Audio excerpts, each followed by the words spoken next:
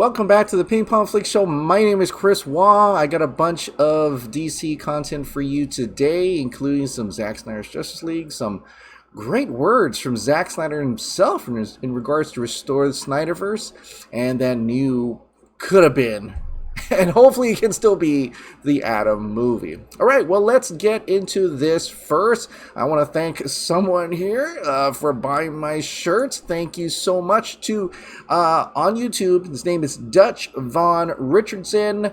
Thank you so much for buying my Zactivated shirt. It looks really awesome on you. And also the Ping Pong Flix hoodie as well. That's really cool. That looks really cool. It's great to see any of you supporting my channel by buying the shirts and hoodies, and I'm glad you're enjoying them. So, shirts and hoodies right down below this video. Check them out, all on Teespring. All right, well, let's also want to thank more people. Yeah, I'm thanking people left and right.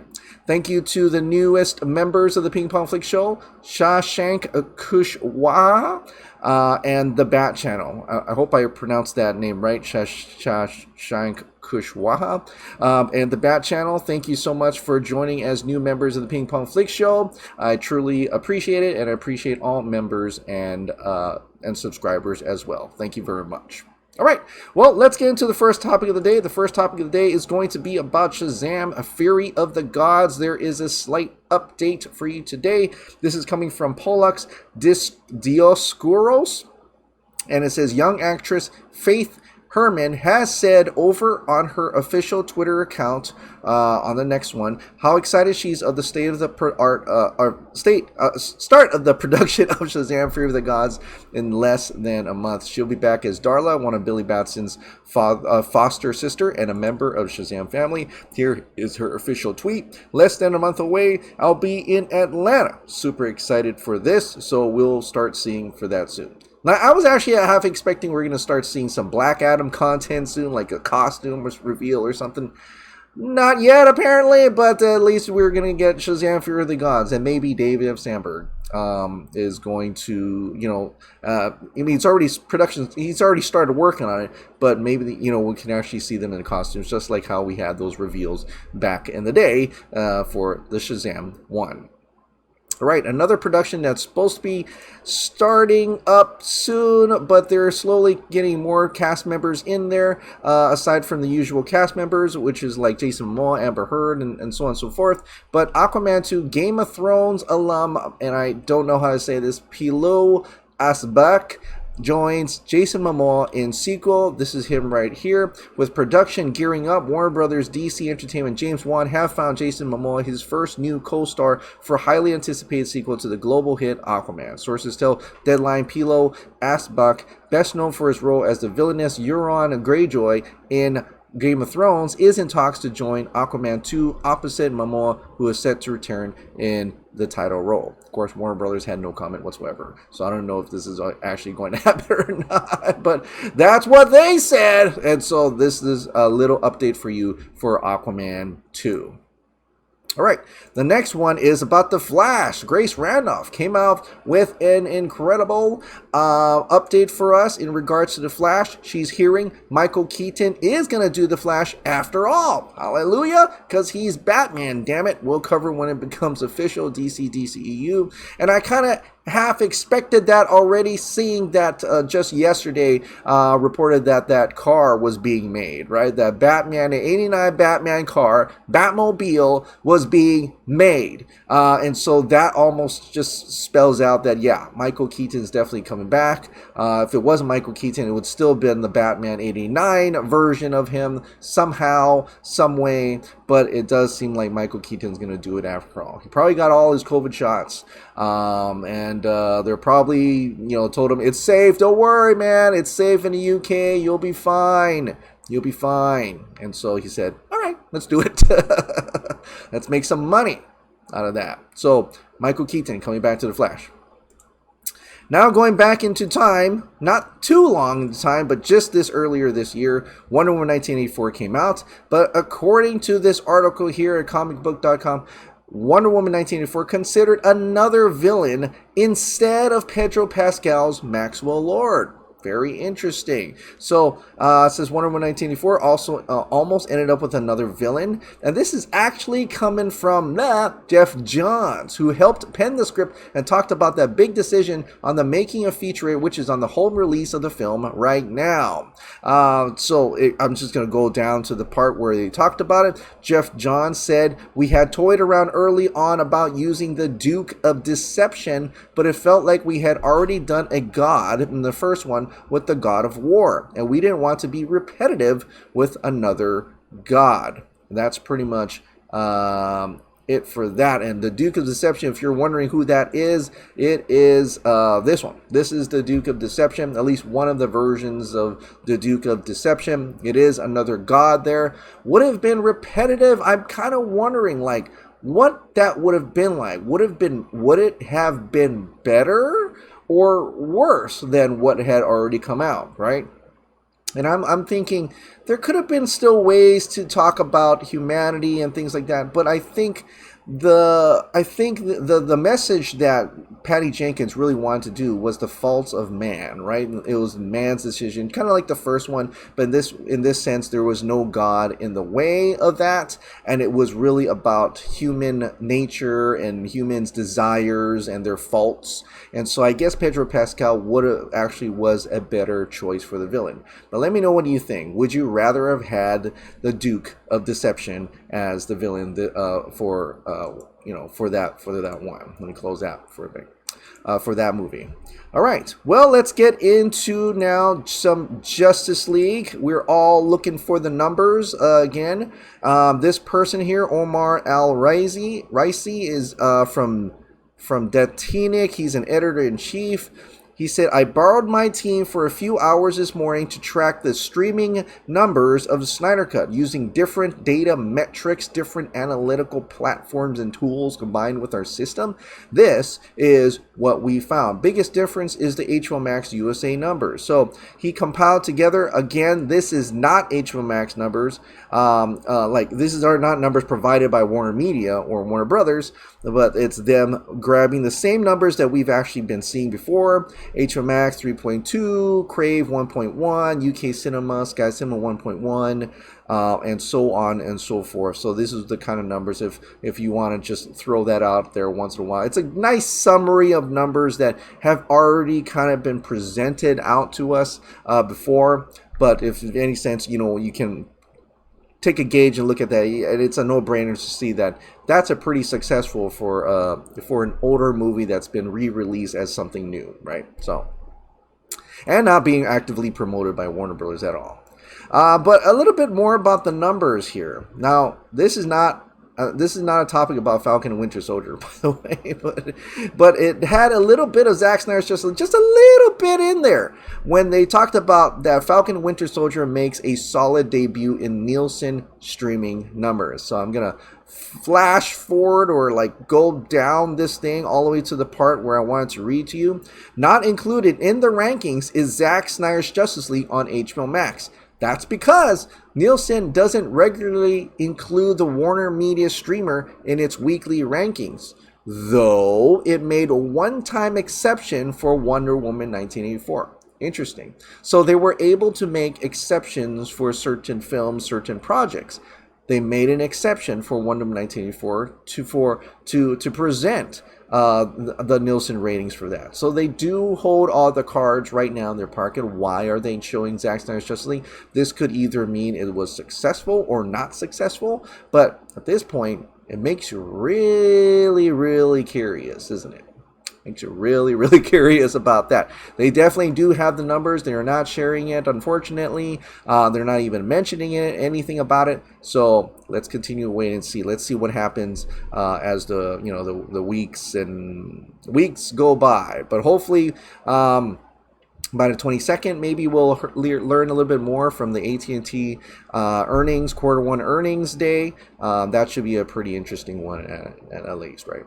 A little bit more Zack Snyder's Justice League. So Grace Randolph had a pretty awesome interview with Zack, and talked about Army of the Dead, but he also had thoughts on Restore the Snyderverse. He also talked about the Atom, which I'll share a little bit, but and also promoting Justice Con, which is this weekend, starting tomorrow. Actually, Justice Con starts tomorrow, so be there. Definitely, it's going to be an exciting thing. Go to the Justice Con YouTube, click, search Justice Con on YouTube, and you should have all the panels listed for you right there. So let me share with you the one where he talks about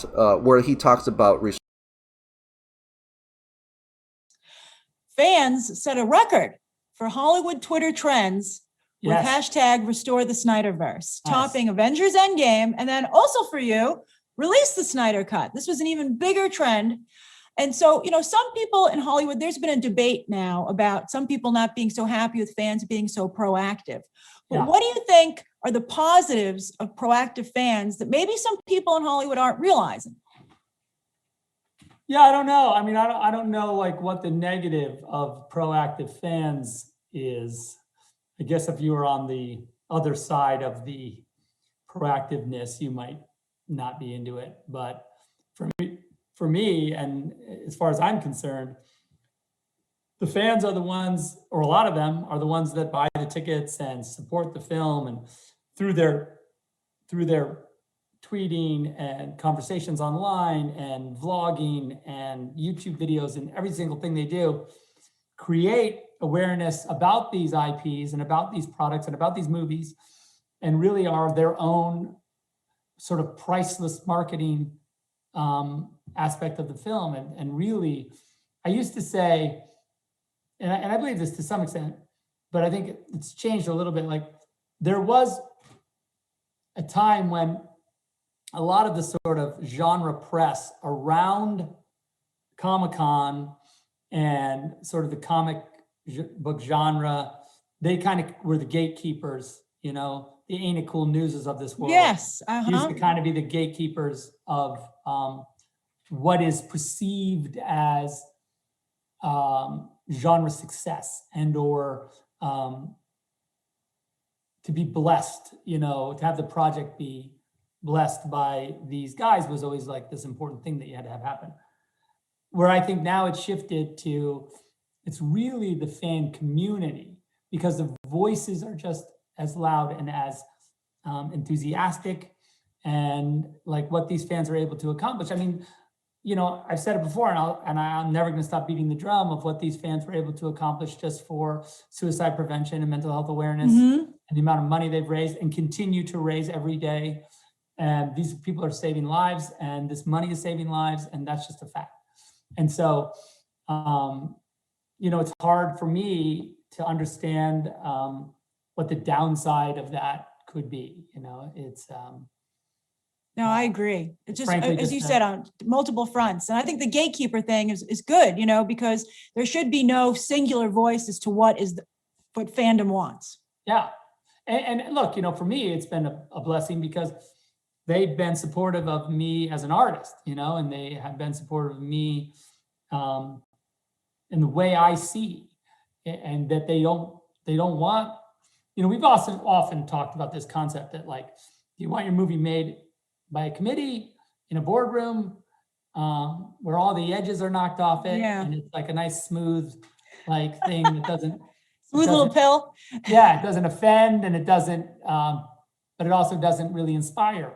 And I think that's, and I feel like, with the guys I've talked to, it's all about like, push it, do it. Yeah.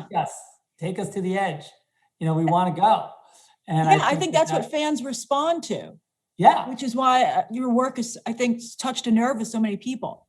Yeah, I agree. I think that they've said, like, I think their, the consensus from them so far is that, look, like, we trust that you are going to bring us home, so take us to the ragged edge, because we want to. Oh, I love that. That's true. We want to surf it, as opposed to just being safe all the time and making it funny and safe and kind of like, never going anywhere.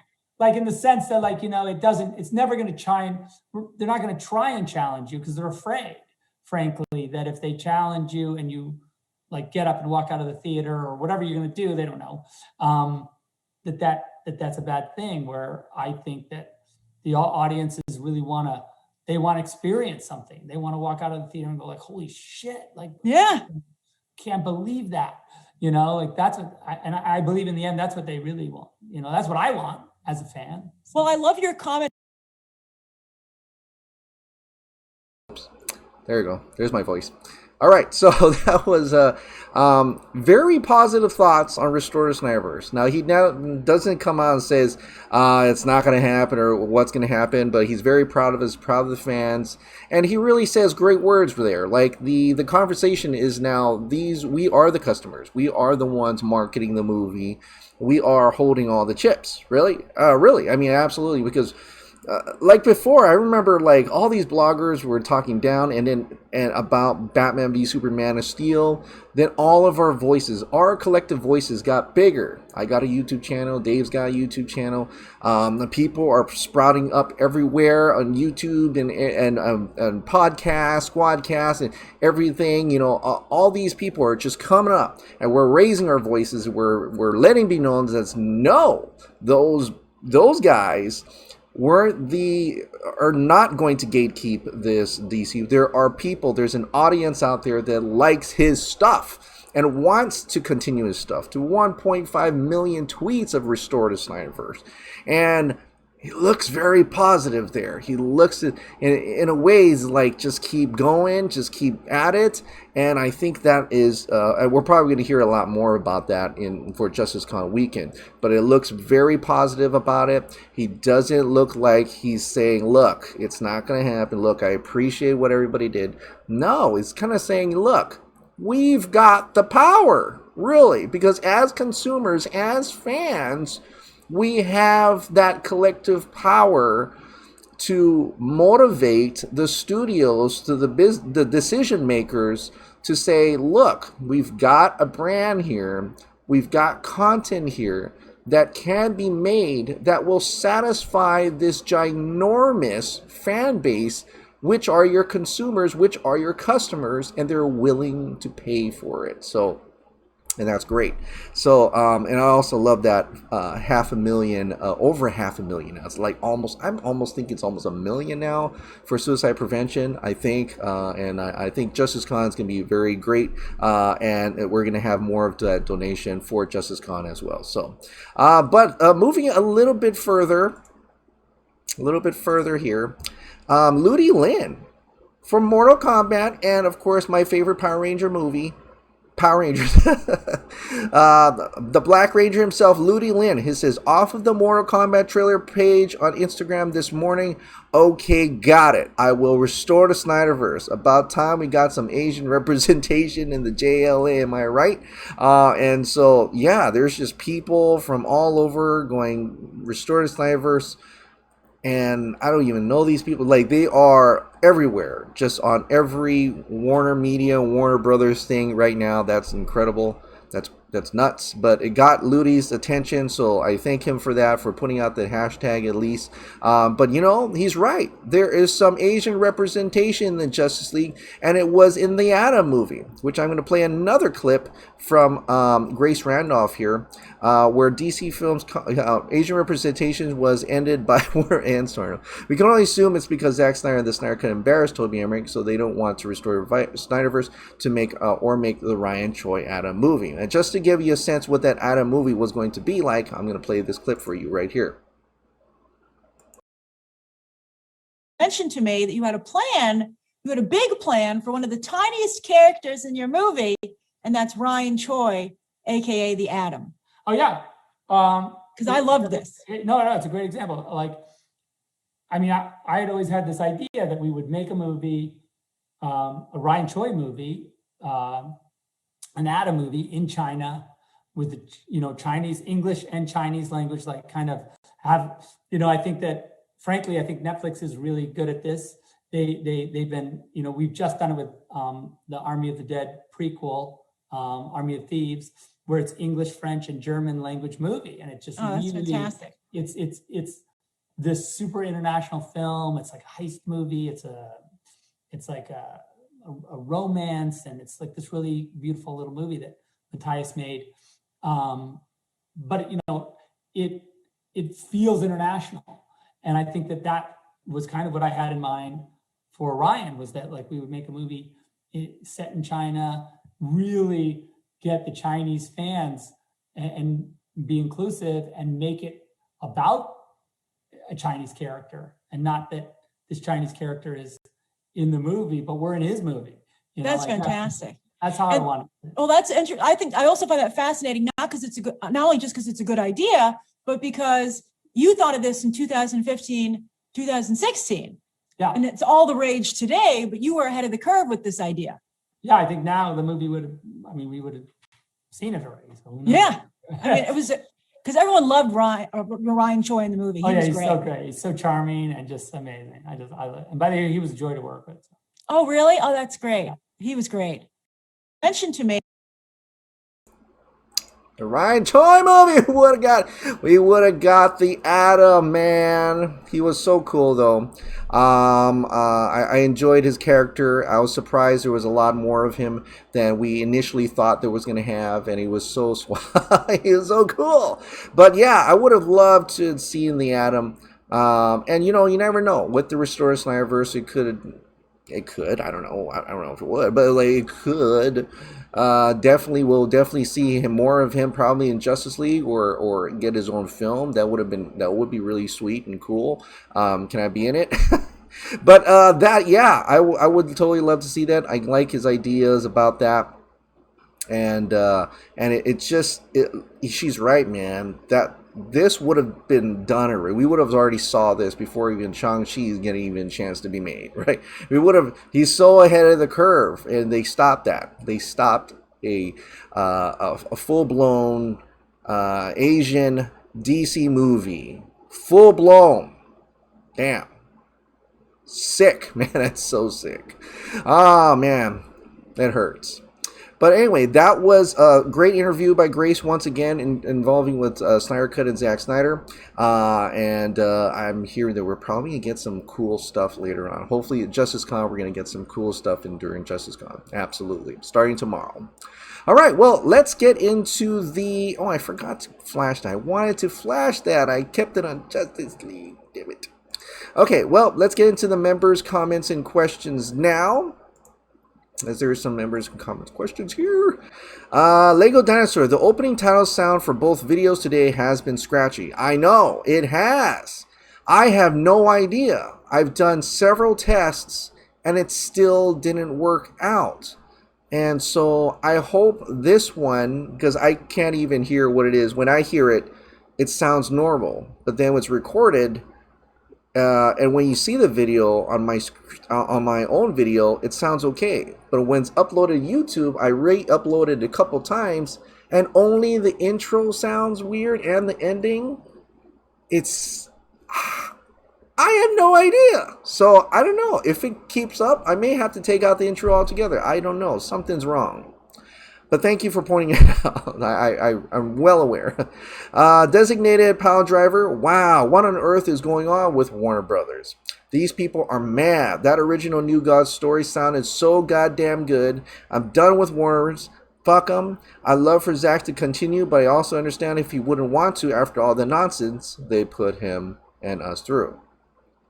Zack should do a movie, Justice League, like with the same cast for Netflix. Yeah, I know. Like someone else mentioned that, like an original superhero movie, and do it all over. And instead of calling it Man of Steel, call it Man of Iron or something like no, not Man of Iron Man. Man of Metal, Metal Man. I don't know, something really cool. And it's like, oh, that's Superman. Oh, that's Batman. Oh, that but they're different characters, different names. They're waiting for things to cool down. Then they will continue as we get distracted. Then continue stealing from creators. Then having the right type of person to fill it of lame social aspects. Pretend it was their idea. Then blame Zack because we think it's pick your own vulgarity. No, seriously, man. I'm keeping H1 Max for now. Like you, I got a small spark in my imagination that says the glory will be restored. I'm optimistic about life till noon or so. It's crazy that New Gods thing. DC seems to have a connected universe and it had a bunch of solo films in specific genres before Marvel, but they scrapped everything. I'm slowly losing my enjoyment with DC. Haha. I'm not saying it would have been flawless, but Warner Bros. Literally handicapped their universe almost from the beginning. The heart removes Snyderverse connections from at least 2 movies, messed up their films in the editing room. Just sigh. I need a break from Warner Bros. DC. A lot of people feel that. Chris, here is my tin-foiled hat. All right, here we go. I believe the box is a real Snyder Cut news. A Bruce Wayne message is revealing that we are going to be getting the Snyderverse. Think about the cost, over $100, and it has to have some breaking news message inside. It's an exclusive box. Let's go. Gotta have faith. I know. I like that. I think that's why I pointed out, like, that's a weird secret message. And to say, like, this summer... leave UK, like what? That is Regarding that mother box, the thing coming to Park Row London this summer is a DC Universe Batman restaurant. Oh, so that's what it is. So never mind. There goes the tinfoil. Really, that's a DC Universe Batman restaurant? Why don't we ever get anything like that here? Jeez. I am keeping my sub to H1 Max because, well, faith. Hot dog fan for life. Restore the Snyderverse. I don't know about this New God script. It does not really make sense within the narrative of Zack Snyder's Justice League or what Zack has subsequently said. If Euxis forgot Earth because all the drama back home, how is he going to then have a big team up with Ares to overthrow the old gods? How does his comment of striding across their bones make sense? He already did. Plus, Hippolyta not mentioning anything about Ares being seduced or working with the guy all humanity came together to fight is an unnecessary big issue. Too many inconsistencies, and I wish it would stop using the Lord of the Rings style as a buzzword. What a guy it gets people's attention, I think. Like, I guess, what other epic fantasy trilogy have come before that, I guess. That New Gods revelation was disappointing. Further adds to the list that Warner Brothers have been toxic towards the Snyders for years. I'm now pretty sure the multiverse concept is BS. Darkseid is the only character that doesn't make sense having multiple versions. So, we've waited all our lives, decades, to see Darkseid in live action, and here we are with Warner Brothers fucking the whole thing up. Great! The New Gods film sounds amazing. Warner Bros. Truly does hate us. As for the poll, it's really not complicated. Zack explicitly said almost a month ago, I know, but still, not to cancel the subscription. Unless he somehow says something to the contrary, none of us should unsubscribe. Unless you can no longer afford it, obviously. Plus, H1 Max has a great catalog. Anyway, it does have a great catalog. I've been watching a lot of stuff on that thing. No Netflix films are available digitally VOD. Some rare titles, most of them films, can make it on Blu-ray, or else in some markets in cases where Netflix acquired said film or someone else has the rights in another territory. Criterion had released Roma, The Irishman, but they only released rather prestigious films. No shot for Army of the Dead unless some kind of miracle occurs, but it's overall counterproductive for Netflix to release their original stuff on home video. Yeah, because they want you signed up for Netflix, which it does make sense. Though there have been some series and things that come out on Blu-rays and stuff before, but like you said, not everything goes there, right? God, please, I want the Snyderverse. David the Batman, I've been supporting the HBO Max ever since they announced Zack Snyder's Justice League. We had faith in them to help us before, and I have faith in them now to restore the Snyderverse. Warner Brothers UK and Ireland just released Zack Snyder's Justice League trailer on YouTube. It's tinfoil time. Really interesting. Hey, Mr. Chris, I found this online. Wonderland at Home will offer the Mother Box Meal Kit for delivery starting March when the movie finally hits HBO Max. The cost is $130. I haven't stopped my HBO account yet. There is also the Big Boss meeting on the 22nd. Yeah, I know that's exactly what that Mother Box was. So Wonderland at Home, which I was talking about, which is not available to ship to Hawaii. Justin, Restore Snyderverse means a whole lot more now with multiple pocket worlds within it. Connections and storyline telling are always key. Okay, someone should tell the media that DC's Doctor Strange is Dr. Fate. Give Pierce Brosnan a Dr. Fate film and then they can talk. The thing about the caterpillar villain Mr. Mime in Shazam, in the credits scene of Shazam introducing, he tells Dr. Savannah, I named the gods, Doctor. Okay, so that was a clear setup. So there was a setup for gods being involved in the new film.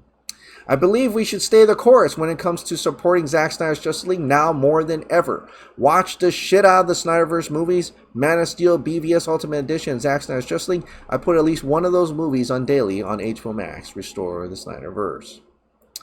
At first I wondered, so does the Aaron script have Euxis come back to Earth after the history lesson battle to take down Zeus? But then the details kind of indicate that the idea that Olympus is a separate world that has a connection to Earth, but isn't necessarily on Earth. So Euxis go to the Olympus world, but Earth is still the lost world. By the way, I love the idea of Big Barda being an Amazon. Perhaps she was captured in the history lesson battle?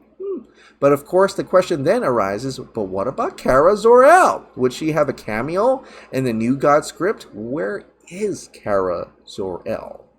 Is there a Kara Zor-El? This summer, Mr. Wayne, like you, I cannot believe that doesn't mean something big is coming in the summer. It was written for a reason, must investigate further. And of course, it could be that Batman restaurant that Kal-El down here mentioned just, where is it? He mentioned just recently, somewhere down here. I know he said it. I read it. So yeah, it could be that Batman restaurant, which is cool as well. What kind of food will be at the Batman restaurant? Batarang pancakes, Batarang waffles, bat symbol waffles, probably. I don't know. I don't know, but that's really cool to see some of that. All right, well, that is it for this. Today, tomorrow is JusticeCon, the beginning of JusticeCon. Now, the major JusticeCon panels will be on Saturday and Sunday, but Friday is a great way for the fandom to just come together, celebrate, talk, listen to some creators and things on those panels, so that will be pretty awesome. So be on the lookout for that. And of course, Saturday, I get to interview Ray Fisher. Yeah. That's gonna be fun. That's gonna be fun. All right. Well, thank you so much for watching. Like I said, if you absolutely enjoy this daily dose of entertainment news and content, please click the like button, hit the subscribe button, ring that notification bell. Keep this hot dog light on. For me, thank you, and I'll see you next time.